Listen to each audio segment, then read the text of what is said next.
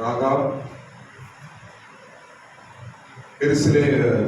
எரிகோவில் வாழ்ந்த ஒரு கானானிய ஸ்திரீ. அவர் ஒரு வேசியாக இருந்தவர். ஆனால் இஸ்ரவேலர்கள் அந்த எரிகோ பட்டணத்தை பிடிக்கும்போது ராகாவை மீட்டு அவளை இஸ்ரவேலோடு கூட சேர்ந்து வாழும்படி அவர்களுடைய வாழ்க்கையை துவங்குகிறார். இந்த ராகாவின் பகுதி நம்முடைய ஆவிக்குரிய வாழ்க்கையில மிகவும் பிரயோஜனமாக இருக்கும் என்று இந்த பகுதியிலிருந்து நாம் இந்த உபவாச நாட்களை நாம் சிந்திக்க தியானிக்க வந்திருக்கிறோம். ஸ்தோத்திரம். நேற்று அநேக விஷயம் பார்த்தோம். நேற்று அழிவிலிருந்து தப்பித்த ராகா என்று நேற்று நாம் பார்த்தோம். எரிகோவின் அழிவிலிருந்து ராகா தப்பிக்கப்பட்டார். கர்த்தர் தம்முடைய கோபத்தினால 5 விதமான பட்டணங்களை அழித்தார் என்று நேற்று நாம் பார்த்தோம். அதுல ஒரு பட்டணம் தான் எரிகோவின் பட்டணம். ஒவ்வொரு பட்டணத்திலும் கர்த்தர் அந்த பட்டணத்தை அழிக்கும் போது யாரோ ஒரு தேவ பிள்ளைகளை தப்பிக்க செய்கிறார் என்பதை நாம் தெளிவாக நாம் பார்த்தோம். ஸ்தோத்திரம். எப்படி வேதத்தில் பல பட்டணங்களை தேவன் அழித்தாரோ அதே போல இந்த பூமிக்கும் ஒரு அழிவு வரப்போகிறது என்ற ஒரு சத்தியத்தை இந்த பகுதி நமக்கு கற்றுக் கொடுக்கிறது. அந்த அழிவிலிருந்து ராகாப் தப்பிதல் போல பிரியமான தேவ சபை வரப்போகிற அழிவிலிருந்து சபை நீ தப்பிக்க வேண்டும் என்று இந்த வருடத்தின் கடைசியில பரிசுத்த ஆவியானவரோடு கூட பேசுகிறார். ராகாவை தப்பிக்க வைத்த தேவன் இன்றைக்கு ஏன் நம்மோடு கூட பேசுகிறார் என்றால், அந்த ராகாவை போல நான் உன்னை தப்பிக்க செய்வேன் என்று ஆண்டவர் பேசுகிறார். நிச்சயமாய் நாம் தப்பிப்போம். வரும் கோபத்திற்கு தப்பித்துக் கொள்ள உங்களுக்கு வகை காட்டினது யார் என்று யோவான் ஸ்நானகன் வனாந்தரத்திலே பிரசங்கித்தது போல நமக்கும் ஆண்டவர் பல வழிகளை காட்டிக் கொண்டிருக்கிறார். இந்த 21 உபவாச ஜெபமும் நீ அழிவில் தப்பித்துக் கொள்ளும்படிக்கு கர்த்தர் உனக்கு காட்டும் வழி. நிச்சயமாய் கர்த்தர் உன்னை தப்பிக்க செய்வார். ஸ்தோத்திரம். இன்றைக்கு ராகா ஒளித்து வைத்தார் என்ற ஒரு வார்த்தையை நான் சொல்லிட்டு அதுக்கப்புறம் 2ஆம் அதிகாரம் 1ஆம் வசனத்துக்கு நம்ம போகிறோம். இது வரைக்கும் நம்ம எந்த வசனம் நம்ம ஸ்டார்ட் பண்ணல, ஜஸ்ட் அவுட்லைன் பண்ண சொல்லிட்டு இருக்கிறேன். ஸ்தோத்திரம். ராகா ஒளித்து வைத்தார். சரி, அது முன்னாடி ஒரு கேள்வி. எல்லாம் கவனிங்க. எத்தனை பேர் யோசிச்சு 2ஆம் அதிகாரம் படிச்சீங்க? கை தூக்குங்க. வர கையில கம்மியாக தான் இருக்கு. டெய்லி படிங்க, தப்பே கிடையாது. இந்த 21 நாளும் யோசுவா 2ஆம் அதிகாரத்தை படிச்சுனே இருங்க. யோசுவாவின் புஸ்தகம் 2ஆம் அதிகாரம் தான் நம்முடைய பைபிள்ஸுடைய சப்ஜெக்ட். 21 நாளும் இந்த சப்ஜெக்ட் தான் படிக்க போறோம். ஸ்தோத்திரம். எல்லாரும் மறுபடியும் டெய்லி படிங்க. ஸ்தோத்திரம். சரி, இப்போ ஒரு கேள்வி. வேவுக்காரர்கள் ராகாவிடத்திலிருந்து புறப்பட்டு போயிட்டாங்க. திரும்பி அவர்கள் ராகாவிடத்துல வருவதற்கு எத்தனை நாள் பிடித்தது? ராகாப் எத்தனை நாள் காத்திருந்தார்? இதான் கேள்வி. இது திங்கட்கிழமை நீங்க சொல்லணும். கேள்வி புரிஞ்சா? அப்படி சொல்லணுமா? வேவுக்காரர்கள் ராகாப் கிட்ட இருந்து போயிட்டாங்க. திரும்பி எங்க போயிட்டாங்க? அவங்க இஸ்ரேல் இருந்து போயிட்டாங்க. வேற ஒன்று திரும்பி போயிட்டாங்க. போயிட்டு மறுபடியும் வந்தார்கள். எங்க வந்தாங்க? மறுபடியும் எரிகோவுக்கு மறுபடியும் வந்தார்கள். ராகாவை விடுவிக்கும்படிக்கு எத்தனை நாள் கழித்து வந்தார்கள்? எத்தனை நாள் ராகாப் அவர்களுக்காக காத்து கொண்டிருந்தார்? இதான் கேள்வி. பதில் சொல்றவங்களுக்கு சூப்பர் பிரைஸ் நான் கொடுக்க போறேன். ஓகேவா? பாஸ்டர் இன்னைக்கு நல்லா இருக்கும். ஆனா பதில் எப்படி இருக்கணும்னா வசன ஆதாரத்தோட சொல்லணும். நீங்க என்ன கிழமை? இன்னைக்கு கிழமையா? வெள்ளி, சனி, ஞாயிறு, திங்கள், செவ்வாய் சொல்லுங்க. அது முடிஞ்ச உடனே அடுத்த வாரம் வேற ஒரு கேள்வி சொல்லுங்க. அதுக்கு நீங்க கண்டுபிடிக்கணும். ஏன் சொல்லனா இந்த உபவாச நேரத்தில் நீங்க சும்மா இருக்கக்கூடாது, சப்ஜெக்டை படிக்கணும்ன்றதுக்காக தான் நான் போடுறது. ஆமே. இதை வசன ஆதாரத்தோட நீங்க செவ்வாய்க்கிழமை மாலையில் நீங்க கொடுக்கணும். எழுதி வந்துட்டு கிளீனா வசன ஆதாரத்தோட எழுதி எனக்கு சொல்லணும். அப்பதான் பிரைஸ். ஓகே, ஸ்தோத்திரம். சரி, இன்றைக்கு நாம் பார்க்க போகிற பகுதி என்னவென்றால், ராகா அவர் ஒளித்து வைத்தார். ஒளித்து வைத்தார். ஸ்தோத்திரம். இந்த பட்டத்தில் படிக்கும்போது ராகா ஒளித்து வைத்தாள் என்றும் மறைத்து வைத்தாள் என்றும் 2 வசனம் இருக்கு. யோசுவா 6ஆம் அதிகாரம் 17ஆம் வசனத்துல மறைத்து வைத்தாள் என்று எழுதப்பட்டிருக்கிறது. யோசுவா 2ஆம் அதிகாரம் 4ஆம் வசனத்துல ஒளித்து வைத்தாள் என்று எழுதப்பட்டிருக்கிறது. ஸ்தோத்திரம். ராகா ஒளித்து வைத்தார், மறைத்து வைத்தார். யாரை? 2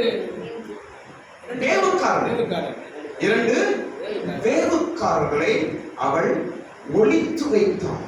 ஸ்தோத்திரம். அந்த 2 பேர் யார், எந்த இடத்தில் ஒளித்து வைத்தார் என்பதை நாம வரும் நாட்களில் நாம் படிப்போம். ஸ்தோத்திரம். இன்றைக்கு நான் சொல்கிறேன், அவள் ஒளித்து வைக்கிறவளாய் இருந்தால் அதனால் தப்பித்தார். அவள் ஒளித்து வைக்கிறவளாய் இருந்தால் அதனால் எரிகோவின் நடுவில் இருந்து கர்த்தர் அவளை தப்பிக்க வைத்தார். பிரியமான தேவ பிள்ளையே, ஒளித்து வைப்பது என்றால் என்ன? ஒளித்து வைப்பது என்றால் என்ன? பத்திரப்படுத்துவது, இல்லை என்றால் பாதுகாப்பது. நீ பத்திரப்படுத்துறவனா இருக்கிறாயா? பாதுகாக்கிறவனா இருக்கிறாயா? வீடு தேடி வந்ததை அவள் ஒளித்து வைத்தார். பாதுகாக்க வேண்டும், பத்திரப்படுத்த வேண்டும். ஸ்தோத்திரம். ஒளித்து வைப்பது என்பது பைபிள்ல ஒரு முக்கியமான ஒரு அம்சமா நான் பார்க்கிறேன். ஸ்தோத்திரம். ஒரு வார்த்தை சொல்றேன், கவனிங்க. உங்க கையில் இருக்கிற பைபிள் ஒரு காலத்தில் தோல் சுருள்களாய் குகையிலே ஒளித்து வைக்கப்பட்டது. தெரியுமா உங்களுக்கு? இன்றைக்கு நம்ம கையில் இருக்கிற வேத புஸ்தகம் பைபிள் நம்ம தைரியமா வச்சிருக்கிறோம், கற்கிறோம், படிக்கிறோம், நவீனமா இருக்கிறது. இந்த பைபிள், இந்த வேதம் ஒரு காலத்துல முன்பு இருந்த தேவ ஜனங்களால் இது எங்க ஒளித்து வைக்கப்பட்டது? குகைகளிலே. ரெட் சி, சவக்கடல் பக்கத்தில் இருக்கிற குகைகளிலே இந்த தோல் சுருள்களாய் இருந்த வேதங்கள் அன்றைக்கு ஒளித்து வைக்கப்பட்டது. இன்றைக்கு பகிரங்கமாய் அதை குறித்து நாம் பேசுகிறோம். அன்றைக்கு ஒளித்து வைக்கப்பட்டது, இன்றைக்கு நம்முடைய ஜீவன்களை பாதுகாக்கிறது. அப்ப ஒளித்து வைப்பது கடவுள் சித்தமா இல்லையா? ஆம். மறைத்து வைப்பது தேவ சித்தம். மறைத்து அதை பாதுகாப்பது கடவுளுடைய சித்தம். இன்னைக்கு கடவுள் உங்க கையில அநேக காரியங்களை ஒப்பு கொடுத்திருக்கிறார். நீங்கள் அதை பத்திரப்படுத்துகிறீர்களா? இதுதான் இன்றைக்கு இந்த 4வது நாள் உபவாச ஜெபத்தில் கர்த்தர் உன்னை பார்த்து கேட்கிற கேள்வி. 10 வெள்ளிக்காசுங்க ஒரு அம்மா கிட்ட கொடுக்குறாங்க. லூக்கா 15ஆம் அதிகாரத்தில் படிக்கிறோம். 10 வெள்ளிக்காசு. அதுல அந்த அம்மா எத்தனை வெள்ளிக்காசு தொலைச்சிச்சு? எத்தனைங்க? 1. அலட்சியமா இருந்துச்சா? 1 தானே போட்டோம், 9 இருக்குது அப்படின்னு விட்டுச்சா? இல்லை. என்ன செய்யறாள் அவள்? விளக்கை கொளுத்தி பத்திரமாய் ஜாக்கிரதையாய் அதை என்ன செய்கிறாள்? அவள் தேடுகிறாள். ஸ்தோத்திரம். இதிலிருந்து இயேசு இந்த ஊமையிலிருந்து இயேசு என்ன சொல்றாரு? நீ தொலைக்க கூடாது என்று சொல்லுகிறார். தொலைக்க கூடாது. ராகா நல்ல ஒரு கேரக்டருங்க. சும்மா வேசி வேசின்னு பைபிள் சொல்றோம், அது பெரிய விஷயம் கிடையாது. வேசி ஆவிக்குன்னு அர்த்தம் இதை பார்த்தாச்சு. நாம கூட நல்லவர்களா இருந்தோம் ஒரு காலத்துல. இல்லை, இயேசு ஏற்றுக்கொண்ட பிறகு நம்மளும் நல்லவர்களாக மாறினோம். இஸ்ரவேலர்களுக்கு சேர்ந்த உடனே ராகாவும் நல்ல மகள், நல்ல ஸ்திரீயாய் மாறினான். அவரிடத்துல நல்ல சுபாவங்கள் நாம் கற்றுக்கொள்கிறோம். ஸ்தோத்திரம். ஒளித்து வைத்தார். ஒளித்து வைக்க வேண்டும், பத்திரப்படுத்த வேண்டும். எதை ஒழிக்க வேண்டும்? அப்புறம் சொல்றேன், நாளைக்கு சொல்றேன். எதை ஒழிக்க வேண்டும்? ஸ்தோத்திரம். பாருங்க, பைபிள்ல படிக்கும் பொழுது எலியாவின் காலத்தில் தீர்க்கதரிசிகள் ஒளித்து வைக்கப்பட்டார்கள். எலியாவின் காலத்தில் தீர்க்கதரிசிகள் ஒளித்து வைக்கப்பட்டார்கள். 1 ராஜாக்கள் 18ஆம் அதிகாரம் 4ஆம் வசனம். 1 ராஜாக்கள்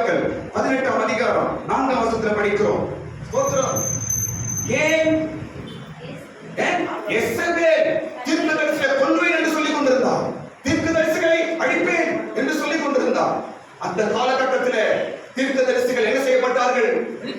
ஒளித்து வைக்கப்பட்டார்கள். தேவ சித்தம்.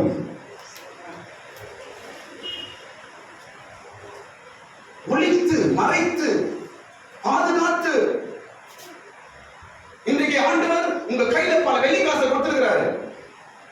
ரட்சிக்கப்படும் போது உங்க கையில 10 வெள்ளிக்காசு கொடுத்தாரு. இன்னைக்கு எத்தனை உங்க கையில? ரட்சிக்கப்படும் போது பல கிருபை கொடுத்தார், பல வரங்களை கொடுத்தார், அபிஷேகத்தை கொடுத்தார், தரிசனங்களை கொடுத்தார், அன்பை கொடுத்தார், ஆவிக்குரிய கனிகளை கொடுத்தார். ஸ்தோத்திரம். அப்படி கொடுத்துதான் கர்த்தர் நம்மை ரட்சிப்பிட அழைத்தார். வெறும் கையை அழைக்கல அவரு. ஸ்தோத்திரம். ஒரு பெண்ணை விவாகம் செய்கிறார்கள், பெருமையா செய்யறாங்க இல்லையே. ஸ்தோத்திரம். ஏதோ ஒரு சீதனங்களை கொடுத்து வாங்கி அப்படிதான் ஒரு விவாகம் நடக்குது. அப்படி ஒரு ஒரு உடன்படிக்கை தான் தேவன் நம்ம செய்திருக்கிறார். அப்ப ஏதோ ஒன்று நமக்கு கர்த்தர் கொடுத்துதான் ரட்சித்து அழைத்தார். வெறுமையை அழைக்கல. எங்க அது? அந்த 10 வெள்ளிக்காசு எனக்கு இருக்குதா? ஆதி அன்பு எங்க? ஆதி அபிஷேகம் எங்க? ஆதியிலே கர்த்தரோடு இருந்த வைராக்கியம் எங்க? ஆதியில் இருந்த ஜெப ஜீவியம் எங்க? ஆதியில் இருந்த அந்த வேதத்தோடு இணைந்து இருந்தாயே அது எங்க? ஆத்மா பாரம் எங்க? எல்லாம் வெள்ளிக்காசு. இனி எங்க எது தொலைஞ்சு போறீங்க தெரியல. எப்படி தப்பிக்க முடியும்? கோபாக்களினால் எரிகோவின் மேல் வந்தது போல இந்த பூமிக்கும் சீக்கிரமாய் வரப்போகிறது. ராகாவே எழும்பு, ராகாவே தப்பித்துக்கொள், ராகாவே தொலைந்து போன உன் வெள்ளிக்காசை இன்றே தேடுவாயாக. தொலைந்து போன உன் வெள்ளிக்காசை ஜாக்கிரதையாய் மறுபடியும் தேடி எடுப்பாயாக. இதோ சேனை வருகிறது. எரிகோவின் மதிலை தகர்த்து ராகாவை மீட்டெடுக்கும் சேனை வரும் சத்தம் கேட்கிறது. கரங்களை தட்டுங்க. ஆண்டவராகிய இயேசு கிறிஸ்துவின் வருகை சீக்கிரமாய் இருக்கிறது. ஒரு பெரும் சேனையோடு இயேசு உன்னை சேர்க்க வரப்போகிறார். ராகாவை மீட்க இஸ்ரவேலின் சேனை வந்தது போல, யோசுவாவின் தலைமையில் ஒரு சேனை வந்தது போல, இயேசு கிறிஸ்துவின் ஒரு தலைமையிலே தூதர்கள் கூட்டம் உன்னை சேர்க்க சீக்கிரமாய் வரப்போகிறது. இந்த அழிந்து போகிற இந்த பட்டணத்தில் நீ நினைத்திருக்க முடியாது. இந்த பட்டணம் அழிவுக்காக வைக்கப்பட்டிருக்கிறது. இந்த எரிகோ அழிவுக்காக வைக்கப்பட்டிருக்கிறது. என் ராகாவை நான் மீட்க வேண்டும். இந்த உலகம் அழிக்கப்பட போகிறது. என் ராகாவை நான் மீட்க வேண்டும். அந்த ராகாவை யாரு? நீ தான். அந்த ராகாவை யாரு? நான் தான். எனக்காக கர்த்தர் ஒரு சேனையோடு வரப்போகிறார். அல்லேலூயா. ஸ்தோத்திரம். அடுத்து நாம் பார்க்கும் பொழுது பாருங்க, கடவுள் கூட நம்மை ஒளித்துதான் பாதுகாக்கிறார் என்று சங்கீதத்தில் நிறைய வசனம். சங்கீதத்தில் ஒரு வசனம் பாருங்க, 27ஆம் சங்கீதம் 5ஆம் வசனம் படிக்கும் பொழுது, 27ஆம் சங்கீதம் 5ஆம் வசனத்துல ஸ்தோத்திரம், அதாவது என்ன, ஒரு பயங்கர தீங்கு நாளுக்கு கடவுள் நம்ம என்ன செய்யறாரு? அவரு சீக்கிரம் படிப்போம், சீக்கிரம் படிப்போம்.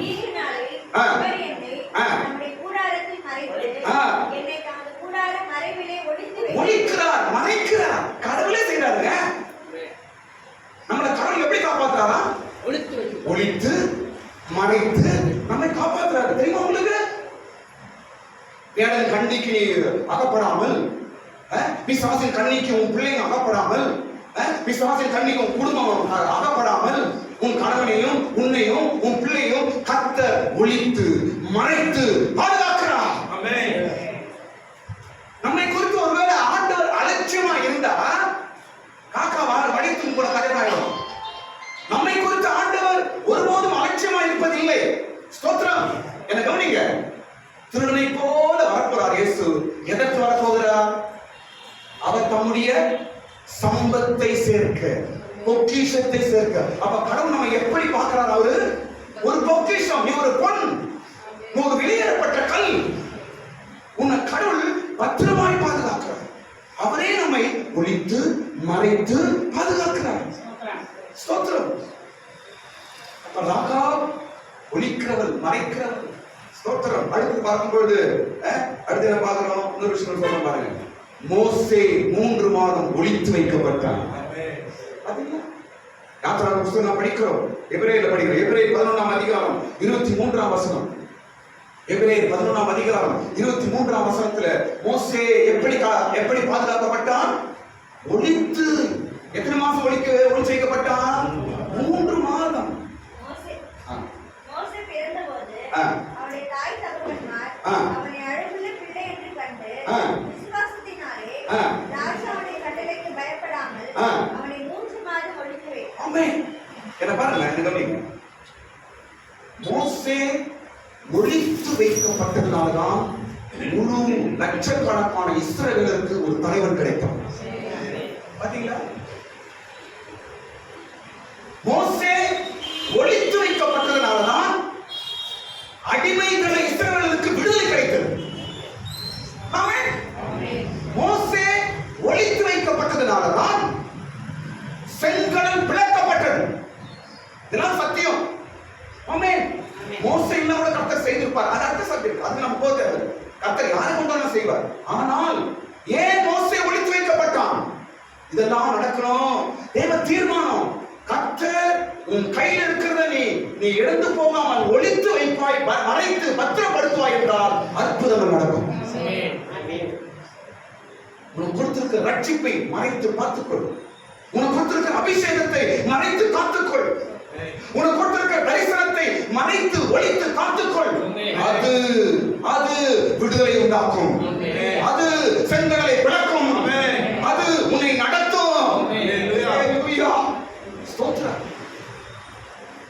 ராகாப் ஒளித்து வைக்கிறவராய் இருந்தார். இன்னொரு வசனோட சொல்றார்.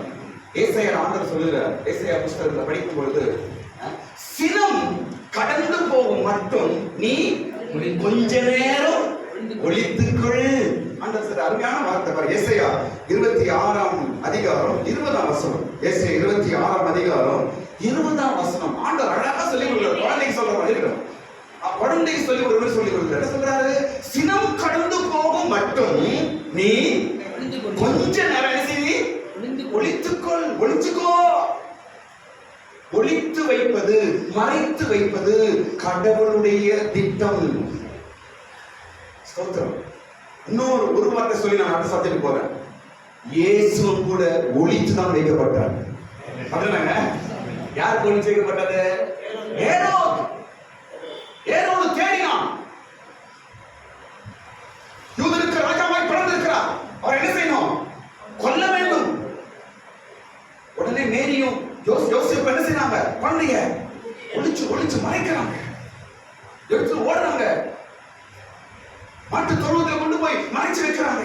ஒளிச்சு வைக்கிறாங்க. ஸ்தோத்திரம். அன்றைக்கு இயேசு ஒளித்து வைக்கப்பட்டதுதான் இன்றைக்கு முழு உலகத்துக்கு ரட்சகர் கிடைத்தார். ஆமென். அன்றைக்கு இயேசு ஒளித்து வைக்கப்பட்டதுதான் இந்த முழு உலகத்தின் பாவத்திற்கு பரிகாரம் கிடைத்தது. ஸ்தோத்திரம். நீ ஒளித்து வைக்கிறாயா? மறைச்சு வைக்கிறியா? இல்ல அப்படியே இழந்து போயிருக்கிறாயா? ராபா நல்ல பாடத்தை நமக்கு சொல்லிக் கொடுக்கிறார். கர்த்தர் எதையும் உனக்கு கொடுத்தாலும் அதை பத்திரப்படுத்து. உன்னையே தொலைத்திருப்பாய் என்றார். இன்றைக்கே தேடு விடாத. அதுதான் உன்னை விடுவிக்கும். அதுதான் உன்னை விடுவிக்க போகிறது. சரி, அடுத்த பகுதிக்கு போயிடுவோமா? அடுத்த பகுதிக்கு போயிடுவோம். ஸ்தோத்திரம். அடுத்த பகுதி என்னவென்றால் பாருங்க. அடுத்த பகுதி இப்போ யோசுவா 2ஆம் அதிகாரம் 1 வசனத்தை படிக்கிறோம். 1ஆம் வசனத்துக்கு நம்ம வரைக்கும். யோசுவாவின் புஸ்தகம் 2ஆம் அதிகாரம் 1 வசனத்தை படியுங்கள். நூனின் குமாரனாகிய யோசுவா சீத்திமிலிருந்து வேவுக்காரராகிய 2 மனுஷரை ரகசியமாய் வேவு பார்க்கும்படி அனுப்பி, நீங்கள் போய் தேசத்தையும் எரிகோவையும் பார்த்து வாருங்கள் என்றான். அவர்கள் போய் ராகாப் என்று பெயர் கொண்ட வேசின் வீட்டுக்குள்ளே பிரவேசித்து அங்கே தங்கினார்கள். இதான் ராகாவுடைய சப்ஜெக்ட் ஆரம்பிக்குது. இந்த சப்ஜெக்ட் எங்க முடியுதுன்னா 6ஆம் அதிகாரத்துக்கு முடியும். நீங்க படிக்கும்போது 2ஆம் அதிகாரம் படிக்கணும். 2ல இருந்து 6 அதிகாரம் வரைக்கும் நீங்க படிச்சீங்கன்னா இதோடைய எல்லாருடைய பகுதி நீங்க உங்களுக்கு நல்லா புரிஞ்சு கொள்ளலாம். 2ஆம் அதிகாரம் வேவுக்காரரை அனுப்பி அங்கு நடக்கிற சம்பவம். 6ஆம் அதிகாரம் சேனை புறப்பட்டு எரிகோவை தகர்த்து ராகாவை மீட்டு கொண்டு வருவார்கள். 6ஆம் அதிகாரத்தில் அது முடியும். ஸ்தோத்திரம். இங்கு முதல் வசனம் யோசுவா 2 வேவுக்காரர்களை சிக்கிமிலிருந்து எரிகோவுக்கு அனுப்பினார். அவர்கள் அங்கு போய் ராகாப் என்னும் வேசியின் வீட்டிலே பிரவேசித்து அங்கு தங்கினார். இந்த முதல் வசனத்துல 4 விஷயம் நான் பேச போகிறேன். முதல் வசனத்துல 4 விஷயங்கள் நான் பேச போகிறேன்.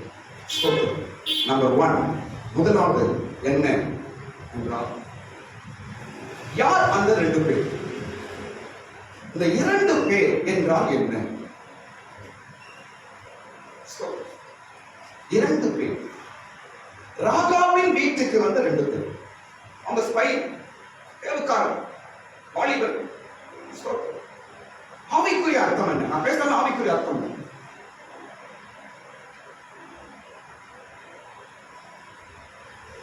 அந்த 2 பேர் என்றால் கிருபையும் சத்தியமும். யோவான் சுவிசேஷம்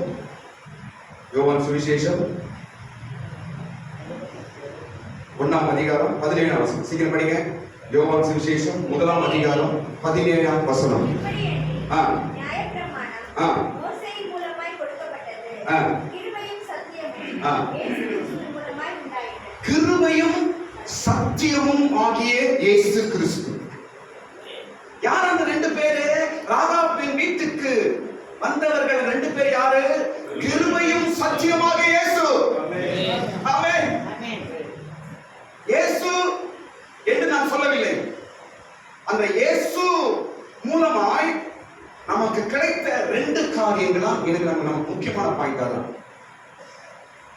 இயேசு கிறிஸ்துவின் மூலமாய் கிறிஸ்தவர்களுக்கு இல்லை அந்த உலகத்துக்கு கிடைத்த முக்கியமான 2 காரியம் என்னது? கிருபையும் சத்தியமும். கிருபையும் சத்தியமும். இது இணைப்பிரியாது. இது ரொம்ப சேதா இருக்கும். கிருபை இருக்கிற இடத்துல சத்தியம் இருக்கும், சத்தியம் இருக்கிற இடத்துல கிருபை இருக்கும். இது இணை பிரியாத 2ம் இணைந்தே இருக்கிற ஒரு அனுபவம், காரியம். ஸ்தோத்திரம். ராகாவின் வீட்டுக்கு வந்த அந்த 2 வேவுக்காரர்கள் கிருபையும் சத்தியமான கிறிஸ்துவை காண்பிக்கிறது. ஸ்தோத்திரம். அழிவுக்கு முன்பாய் ராகாவை சந்தித்த கிருபை, அழிவுக்கு முன்பாய் ராகாவை சந்தித்த சத்தியம், அழிவுக்கு முன்பாய் ராகாவை ரட்சிக்க வந்த ஆண்டவராகிய இயேசு கிறிஸ்து. ஹல்லேலூயா. இன்றைக்கு இயேசு கிறிஸ்து நமக்குள்ள இருக்கிறார், அதெல்லாம் தெரியுமா? ஆனால் கிருபை சத்தியம் உனக்குள்ள இருக்குதா? அதை பத்திரமா காப்பாத்தியா? எங்க அந்த 2 பேரு?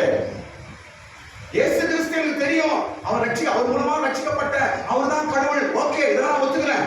ஆனால் அவர் மூலமாய் உன் வீட்டுக்கு வந்துச்சு 2 காரியம். அவர் மூலமாய் உன் வாழ்க்கையில வந்துச்சு 2 காரியம். அது எங்க? எல்லாம் இயேசு கிறிஸ்துவை ஃபோக்கஸ் பண்றோம். ஆனால் அவர் மூலமாய் நமக்குள்ளே வந்த 2 சக்திகள், 2 வல்லமைகள், 2 விதமான ஒரு தெய்வீகம். ஒன்று கிருபை, இன்னொன்று சத்தியம். அவன் சொல்ற பாருங்க, ஒரே பாட்டு சொல்ற பாருங்க. இந்த 2 பேரையும் காப்பாத்தினால்தான் ராகாப் எரிகோவிலிருந்து வெளியே வந்தார். நிச்சயமாய் சொல்லுகிறேன், கிருபையும் சத்தியம் உள்ள சபைதான் வரும் கோபாய்க்கடைக்கு தப்பிக்க போகிறது. கிருபையும் சத்தியம் உள்ள ஜனங்கள் தான் வரப்போகிற அழிவுக்கு தப்பிக்க போகிறார்கள். ஸ்தோத்திரம். இன்றைக்கு உன் வாழ்க்கையில கிருபை சத்தியம் இருக்கிறதா? அந்த 2 வேவுக்காரர்களாகிய இயேசு கிறிஸ்துவின் மூலமாக எனக்கு கிடைத்த அந்த கிருபை சத்தியம் இன்றைக்கு எங்கே? இன்னைக்கு அநேக கிறிஸ்தவர்கள் இருக்கிறார்கள், ஆனால் கிருபை இல்லாத கிறிஸ்தவர்கள். இன்னைக்கு அநேக சபைகள் இருக்கிறது, ஆனால் சத்தியம் இல்லாத சபை. எல்லாம் இயேசு இயேசு இயேசு போறாங்க. இயேசு தாங்க, யாருமே சொல்லல. இயேசுவின் மூலமாய் ரட்சிப்பு கிடைத்தது. ஓகே, அதனால தான் கிறிஸ்தவர்களாய் மாறினோம். ஆனால் கிறிஸ்தவர்கள் இன்னும் பெறனாய் முன் தொடர வேண்டும் என்றார், கிறிஸ்தவர்கள் மனவாட்டியாய் முன் தொடர வேண்டும் என்றார், கிருபையும் சத்தியமும் தான் உங்களை நடத்தும். அதுதான் முக்கியம். ஸ்தோத்திரம். வரப்போகிற அழிவுக்கு நம்மை தப்புவிப்பது ஆண்டவராகிய இயேசு கிறிஸ்து மூலமாய் பெற்ற கிருபை. வரப்போகிற அழிவுக்கு நம்மை தப்பிக்க செய்வது ஆண்டவராகிய இயேசு கிறிஸ்து மூலமாய் நமக்கு கிடைத்த சத்தியம். ஸ்தோத்திரம். ஹல்லேலூயா. இன்னொரு விஷயம் சொல்றேன் கவனிங்க. ஒரு சபைக்கு கிருபையும் சத்தியமும் மிக மிக மிக முக்கியம். நான் நேற்று சொன்னது போல எங்கெங்கெல்லாம் சபையை குறித்து சொல்லப்படுறது அங்கெல்லாம் ஸ்திரீக்கு தான் ஒப்பிட்டு சொல்லப்படும். எல்லாரும் வெளிப்படுத்தல் 12ஆம் அதிகாரத்துக்கு வாங்க. வெளிப்படுத்தல் புஸ்தகம் 12ஆம் அதிகாரம் வரும்பொழுது அங்கு ஒரு ஸ்திரீ, ஒரு வானத்திலே ஒரு அடையாளம் தோன்றுகிறது. அங்கு ஒரு ஸ்திரீ சூரியனை அணிந்திருக்கிறார். அவள் தரையிலே 12 நட்சத்திரங்கள் கிரீடம் இருக்கிறது. அவள் கர்ப்பவேதனை அடைகிறார். அவள் சந்திரனை மேல் நின்று கொண்டிருக்கிறார் என்று நாம் பார்க்கிறோம். இது சபை. இதுதான் இன்றைக்கு பூமியிலே காணப்படுகிற சபை. இது வானத்தின் அடையாளம். ஏன் வானத்துல தெரியுதுன்னா கவனிங்க, வானத்தின் அடையாளம். அன்றியும் ஒரு பெரிய அடையாளம். அடையாளம் வானத்திலே தெரிகிற அடையாளம். இன்றைக்கு ஆண்டவர் பூமியிலே அவருக்கு அடையாளமாய் வைத்திருந்தது என்றால் சபை. எதை வச்சு இயேசு கிறிஸ்துவை கண்டுபிடிக்காங்க இன்னைக்கு? அப்படி கவனி. எதை வைத்து இயேசு கிறிஸ்துவை கண்டுபிடிக்காங்க இன்னைக்கு? சர்ச்சை வச்சுதான். இவங்க எங்க போறாங்க? எஸ்தர் எங்க போறாங்க? சர்ச்சைக்கு போறாங்க. அப்படின்னா யார் இவங்க? கிறிஸ்தவர்கள். ஆமென். எங்க போறாங்க இவங்க? சர்ச்சைக்கு போறாங்க. ஓ, அப்ப கிறிஸ்டினா? அப்ப எது நமக்கு அடையாளமாக இருக்கிறது? சபை. எல்லாரும் சொல்லுங்க. சபை தான் இன்னைக்கு அடையாளம். வானத்திலே அடையாளம். வானம் என்றால் என்ன? உயர்ந்த இடம். எல்லாரும் எப்படி பார்க்கணும் வானத்தை? கர்த்தர் தன்னுடைய சபையை ஆண்டவர் வானத்தின் அடையாளமாக உயர்ந்த இடத்துல வச்சிருக்கிறார். இன்னைக்கு சபை உயர்ந்த இடத்துல இருக்கிறது. இன்றைக்கு சபை எல்லாரும் பார்க்கிற ஒரு ரட்சிப்பின் ஒரு வீடாய், ஒரு விடுதலையின் இடமாய், ஒரு சமாதானத்தின் இடமாய், ஒரு மீட்பின் இடமாய் இன்றைக்கு சபையை கர்த்தர் அப்படி வைத்திருக்கிறார். யார சபை? நாம் தான். ஆமென் சொல்லுங்க. நாம் சபை. இன்றைக்கு வானத்திலே உன்னை கர்த்தர் வச்சிருக்கிறார். உன்னை ஆண்டவர் உயரத்துல வச்சிருக்கிறார். உன்னை அடையாளமா வச்சிருக்கிறார். ஹல்லேலூயா. இன்னைக்கு சமுதாயத்துல உன்னை அடையாளமா வச்சிருக்கிறார். உன் சொந்த பந்தத்துல கடவுள் உன்னை அடையாளமா வச்சிருக்கிறார். இன்றைக்கு உன்னுடைய வேலை ஸ்தலங்களை உன்னை அடையாளமா வச்சிருக்கிறார். இன்றைக்கு நீ வாழ்ற இடத்துல உன்னை அடையாளமா வச்சிருக்கிறார். என்ன? சபை. ஹல்லேலூயா. ஸ்தோத்திரம். நம்மை அடையாளம் காட்டுவது ஒரு சபைதான். ஒரு விசுவாசி எப்படி இருக்கிறான் என்பது அடையாளத்தை காட்டுவது அவன் போகிற சபைதான். ஒரு விசுவாசி அவன் இருக்கிற நிலைமையை அடையாளம் காட்டுவது அவன் சபைதான். ஸ்தோத்திரம். ஏனென்றால் வானத்திலே அடையாளமாய் இருக்கிறது. ஹல்லேலூயா. சரி, இந்த ஸ்திரீ இடத்துல கிருபையும் சத்தியமும் முக்கியமானதாக நான் பார்க்கிறேன். அந்த ஸ்திரீ இடத்துல 2 காரியங்கள்.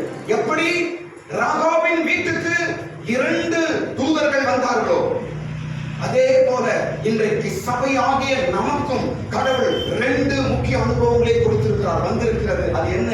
கிருபை, சத்தியம். இது சபைக்கு மிக முக்கியம். இப்ப நம்ம பார்க்கிற அந்த ஸ்திரீ எதன் மேல் நின்று கொண்டிருக்கிறார்? சூரியன். அங்க வெளிப்படுத்தல் 12ஆம் அதிகாரம் 1ஆம் வசனத்துல அந்த ஸ்திரீ எதன் மேல் நின்று கொண்டிருக்கிறார்? நல்லா படிக்கிற. சூரியனை அணிந்திருக்கிறார். எதன் மேல் நிற்கிறார்? சந்திரன் மேல் நிற்கிறார். ஸ்தோத்திரம். எதன் மேல் நிற்கிறார்? சந்திரன். சந்திரன் என்பது கிருபைக்கு அடையாளம். சந்திரன் என்பது கிருபைக்கு அடையாளம். எப்படி சொல்றீங்க பாஸ்டர் அப்படின்னா, சந்திரனுக்கு சுயமாய் ஒளி கொடுக்க அவர் கிடையாது. அது ஒளி எங்கிருந்து வாங்குறது? சூரியனிடத்திலிருந்து வாங்கி அது பிரகாசிக்கிறது. இது என்ன அடையாளம் என்றால், நம்முடைய பலத்தினால் அவன் பிரகாசிக்க முடியாது. அவனுடைய கிருபை. ஆமென். பிரியமான தேவ சபையே, பிரியமான ராகாவே, இன்றைக்கு நீ எதன் மேல் நின்று கொண்டிருக்கிறாய்? கிருபை அவசியம். கிருபை முக்கியம். கிருபை இல்லாத விசுவாசியா நம்ம இருக்கவே கூடாது. ஸ்தோத்திரம். கிருபை மிக முக்கியம். நீ கிருபை மேல் இருக்க வேண்டும். பவுல் சொல்லுகிறார், நான் அல்ல, தேவ கிருபை. உன் பலவீனத்தில் என் பலன் பூர்ணமாய் விளங்கும். கிருபை குறித்து பேசுகிறார். அந்த ஸ்திரீ சந்திரன் மேல் இருப்பது கிருபையின் மேல் இருக்கிற சபையை காட்டுகிறது. ஸ்தோத்திரம். கிருபை மிக முக்கியம். இரண்டாவது, அந்த ஸ்திரீ இடத்துல இன்னொரு காரியம் பார்க்கிறோம். அது என்னவென்றால் சத்தியம். ரெண்டாவது என்ன பார்க்கறாங்க? சத்தியம். எதை சத்தியமா சொல்றோம் நம்ம? நோ, சூரியன் இயேசு கிறிஸ்துவை காட்டுகிறது. சத்தியம் எதுமா? அவர் தலைமையில் இருந்த 12 நட்சத்திரங்களுள்ள கிரீடம், அதான் சத்தியம். 12 என்னத்தை காட்டுது? 12 அப்போஸ்தலரை காட்டுகிறது. 12 அப்போஸ்தலர் மூலமாய் கொடுக்கப்பட்ட உபதேசத்தை காட்டுகிறது. ஸ்தோத்திரம். இன்னைக்கு நாம எந்த உபதேசத்தின் அடிப்படையில் நாம வாழறோம்? சொல்லுங்க. எந்த உபதேச சத்தியத்தின் படி நாம் வாழ்ந்து கொண்டிருக்கிறோம்? அப்போஸ்தலர் 12 சீஷர்கள் எழுதி வைத்த பவுல் மூலமாகவும், பேதுரு மூலமாகவும், மத்தேயு மூலமாக, யோவான் மூலமாகவும் எழுதப்பட்ட அந்த உபதேசத்தின் அடிப்படையில் தான் இன்றைக்கு நாம் வாழ்ந்து கொண்டிருக்கிறோம். ஆமென். அதுதான் 12 நட்சத்திரம் உள்ள அந்த கிரீடம். ஸ்தோத்திரம். ஏன் சொல்லுகிறேன் என்றால், சபைக்கு கிருபையும் சத்தியமும் மிக முக்கியம். தலைக்கு கிரீடமா இருக்கிறது சத்தியம், பாதத்திற்கு பாதுகாப்பா இருக்கிறது கிருபை. சபை அப்படிதான் இருக்க வேண்டும். ஸ்தோத்திரம். இப்ப மறுபடியும் ராகாப் இடத்துல வந்து விடுவோம். இந்த 2 அவள் என்ன செய்கிறார் வீட்டுல? இந்த 2 என்ன பண்றார் ராகாப்? இப்போ ஒளித்து வைக்கிறார், பத்திரப்படுத்துகிறார். நாம் செய்ய வேண்டிய வேலை என்ன? சத்தியத்தை ஒளித்து வைங்க, சத்தியத்தை விற்றாதீங்க, சத்தியத்தை வாங்குங்கள், சத்தியத்தை விற்காதீர்கள். சத்தியம் மிக முக்கியம். ஸ்தோத்திரம். இந்த 2ஐயும் அவள் என்ன செய்து கொண்டாள்? காத்துக் கொண்டாள். சத்தியம் நம்மை பரிசுத்தப்படுத்தும், சத்தியம் நம்மை விடுதலையாக்கும். சத்தியம் நம்மை பரிசுத்தப்படுத்தும். யோவான் 17ஆம் அதிகாரம் 17ஆம் வசனம். சத்தியம் நம்மை விடுதலையாக்கும். யோவான் 8ஆம் அதிகாரம் 32ஆம் வசனம். ஸ்தோத்திரம். சத்தியம் நம்மை விடுதலையாக்கும், சத்தியம் நம்மை பரிசுத்தப்படுத்தும். அப்ப இந்த சத்தியத்தை நாம் நம்முடைய வாழ்க்கையில பத்திரமாய் காத்துக் கொள்ளும் பொழுது நமக்கு பரிசுத்தம் உண்டாகும், நமக்கு விடுதலை உண்டாகும். ஏன் விடுதலை இல்லை? ஏன் விடுதலை இல்லை? கெட்ட பழக்கத்துல விடுதலை இல்லை, கெட்ட வார்த்தை பேசுறதுல விடுதலை இல்லை, கெட்ட பழக்கங்களை விடுதலை இல்லை. ஏன் தெரியுமா? உங்களுக்குள்ள சத்தியம் இல்லை, அதனால தான் விடுதலை இல்லாம இருக்கிறார். நீ சத்தியத்தை கை கொண்டு பாரு, ஆட்டோமேட்டிக்கான விடுதலை உண்டாகும். சத்தியம், சத்தியத்தை அறிவீர்கள், சத்தியம் உங்களை விடுதலையாக்கும். ஸ்தோத்திரம். நமக்காக அதை தெரிந்து கொண்டால், ஐயோ என் வீட்டுக்கு வந்த கிருபையை நான் விட மாட்டேன், என் வீட்டுக்கு வந்த சத்தியத்தை நான் விட மாட்டேன், நான் ஒளித்து வைத்துக் கொள்கிறேன். பத்திரமாய் தன் வாழ்க்கையில் அவர் ஒளித்து வைத்துக் கொண்டார். இன்னொரு சம்பவம் சொல்றேன், புதிய ஏற்பாட்டில் இன்னொரு சம்பவம் சொல்றேன், இன்சிடென்ட் சொல்றேன் பாருங்க.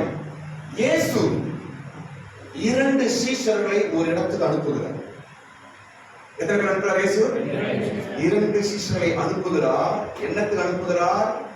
அங்கு போங்கள், 3 வழி சந்தியிலே ஒரு கழுதை கட்டி இருக்கப்படும், அதை என்ன செய்கிறீங்க? அவிழ்த்து கொண்டு வாருங்கள். யாராவது ஏதாவது கேட்டா எனக்கு என்று சொல்லு. ஆமென். இந்த சப்ஜெக்ட் எங்க படிக்கிறோம்? நம்ம எங்க படிக்கிறோம்? மத்தேயு சுவிசேஷம் 21ஆம் அதிகாரம். வீட்டுல படிச்சு பாருங்க. மத்தேயு சுவிசேஷம் 21ஆம் அதிகாரத்தில் இது எழுதப்பட்டிருக்கிறது. ஏன் நான் இதை சொல்றேன்? ஏன் இதை நான் சொல்லுகிறேன்? கவனிங்க. ராகாபுக்கு எத்தனை பேர் வந்தாங்க? 2 பேர் வந்தாங்க. இப்போ இயேசு எத்தனை பேர் அனுப்புறாரு? 2 பேர் அனுப்புறாரு. ஸ்தோத்திரம். ராகாப், இந்த 2 பேர் மூலமா ராகாப் என்ன கிடைச்சது? விடுதலை. என்ன கிடைச்சது ராகாபுக்கு? எகிப்து எரிகோவிலிருந்து விடுதலை கிடைத்தது. இயேசு அனுப்ப 2 பேர் மூலமா கழுதைக்கு விடுதலை கிடைத்தது. ஆமென். கட்டப்பட்ட கழுதையை விடுவிக்கும்படிக்கு 2 சீஷர்களை இயேசு அனுப்புகிறார். கட்டப்பட்டிருக்கிற ராகாவை விடுவிக்கும்படிக்கு 2 தூதர்களை யோசுவா அனுப்புகிறார். ஆமென்.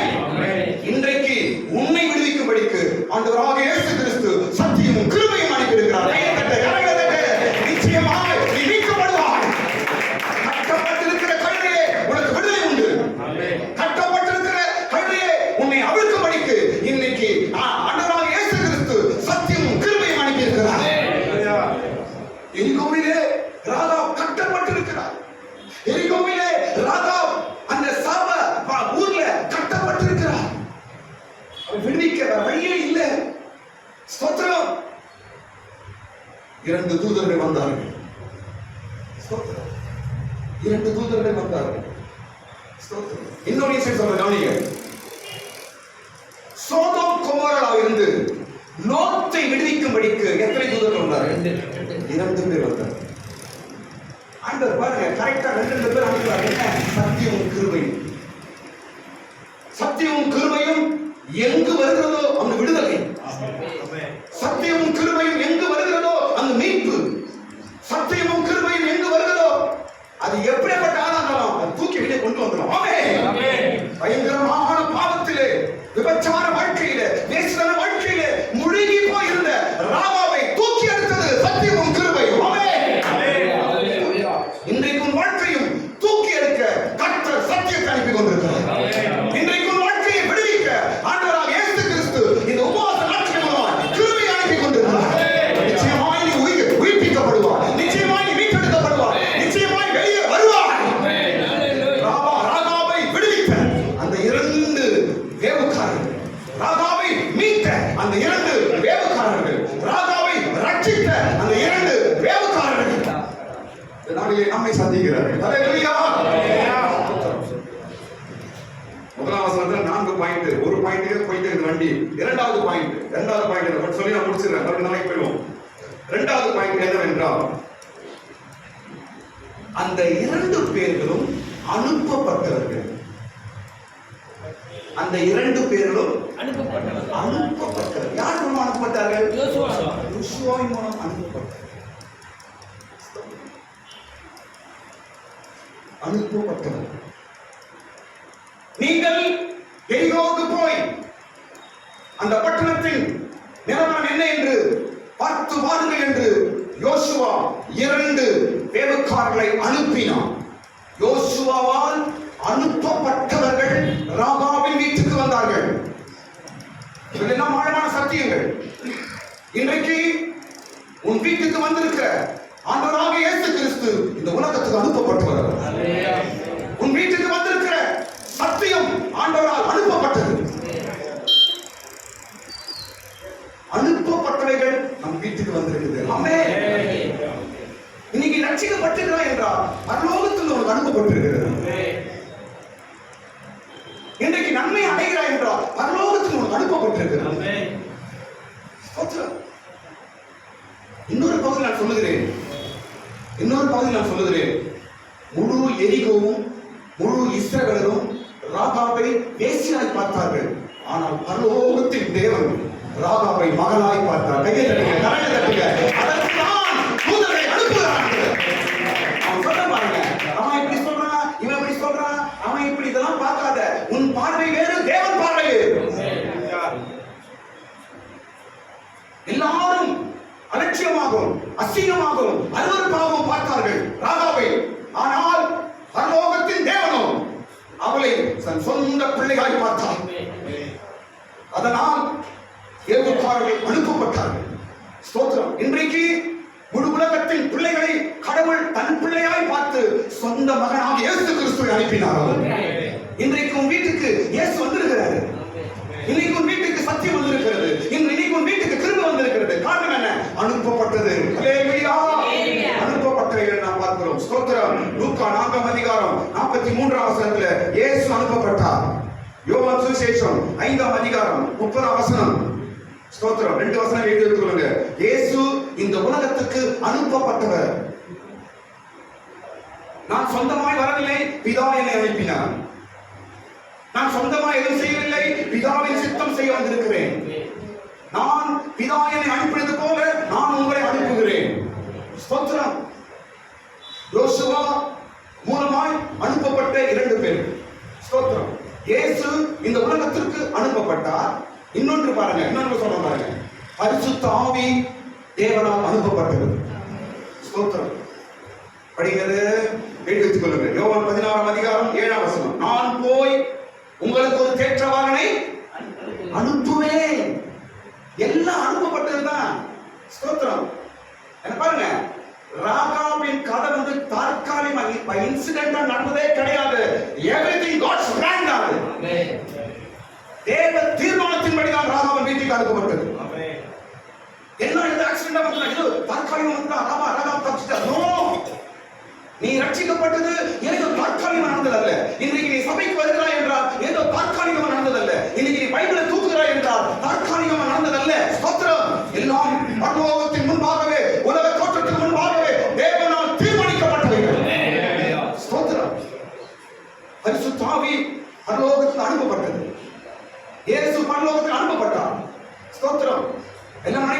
ஏதோ அவர்கள் அந்த ஊர் உள்ள வந்த உடனே தற்காலிகமா ராகாவின் வீட்டுல போயிட்டாங்க. இல்ல, தேவனுடைய பிளான் திட்டம் தான். நான் ஒரு வார்த்தை சொல்லுகிறேன், என்ன கவனிங்க.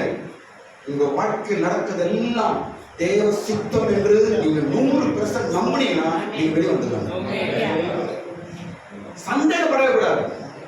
அது நல்லதோ கெட்டதோ, அன்றுவரே எல்லாம் உன் சித்தம் என்று நான் விசுவாசிக்கிறேன் என்று சொல்லி பாருங்க. ராகாவை கடவுள் தூக்கி வெளியே கொண்டு வந்து போற பிரச்சனை வெளியே கொண்டு வந்துருவார். கையை தட்டுங்க, தலையை தட்டுங்க, சீக்கிரமா கப்பலை வெளியே கொண்டு வருவார். விசுவாசி, எல்லாம் தேவ சித்தமா நடக்கும் என்பதை நீ விசுவாசி. கர்த்தர் நம்மளோடு கூட இருப்பாராக. இதோட முடிக்கிறேன். நாளைக்கு இன்னும் 2 விஷயங்களை நாளைக்கு நம்ம பார்ப்போம். கர்த்தர் நம்மோடு கூட இருப்பாராக. ஆமென். ஸ்தோத்திரம். ஹalleluya. ஸ்தோத்திரம். எல்லாரும் ஸ்தோத்திரம் பண்ணுங்க. ஆமென். ஆண்டவரே ஸ்தோத்திரம். praise the Lord. ஸ்தோத்திரம், ஸ்தோத்திரம், ஸ்தோத்திரம், ஸ்தோத்திரம். praise the Lord, praise the Lord, praise the Lord, praise the Lord, praise the Lord, praise the Lord. ஹalleluya. ஸ்தோத்திரம் ஆண்டவரே, ஸ்தோத்திரம் ஆண்டவரே. ஆமென். ஆண்டவரே மட்டுமாய் எங்களோடு